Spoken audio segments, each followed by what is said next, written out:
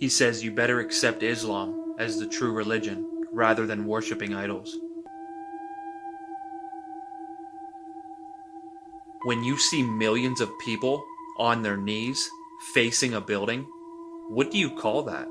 1 Kings 8:29, so that you will hear the prayer your servant prays toward this place. This place meaning the temple in Jerusalem. So whatever you want to call it, it's something that Muslims and God's own prophets did.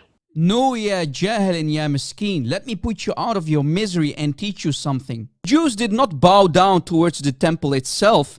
They bowed down to God Almighty, i.e. Jesus before the incarnation. They bowed down to God himself, who used to dwell inside the tabernacle of the temple. But you already knew that, right? God himself would physically come down to dwell in the tabernacle, ya jahil. So the Jews bowed down towards God inside the temple, not the temple itself. But you Muslims bow down towards the Kaaba and you worship the Kaaba. Sunan al-Nasa'i, hadith number 3773. It is reported that a Jew came to confront Muhammad with his shirk. The Jew said, "You Muslims are committing shirk by associating partners with Allah.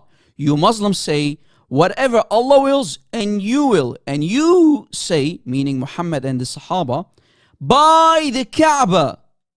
Did you catch it? So Muhammad noticed that the Jew was right about the shirk of Muhammad and his companions. So he commanded his Sahaba, if they wanted to swear, and changed it to "by the Lord of the Kaaba." Did you notice how Muhammad changed it from "by the Kaaba" to "by the Lord of the Kaaba"? And to say, whatever Allah wills, then what you will.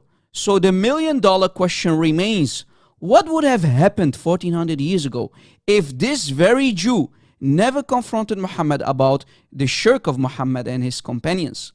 But you probably knew all that before you converted to this cult of Satan, right, ya Muslim convert? On top of all that, didn't Allah say shirk is the only sin that is not forgivable? Clearly, Muhammad and his Sahaba are now in hellfire because Allah clearly stated that He does not forgive shirk according to chapter 4 of the Quran, ayah 48. Furthermore, why did Muhammad kiss the black stone? The answer is your Prophet touched the Yemeni corner of the Kaaba and kissed the black stone because he truly believed that they could absorb sins. If that's not pagan, then no one here knows the meaning of pagan. Enough with the idiotics, bro. We don't go to Mecca to worship the Kaaba. The Kaaba is a place of worship that we worship Allah, not the Kaaba. Congratulations, you fell miserably. Assalamu alaikum, everybody. Oh boy.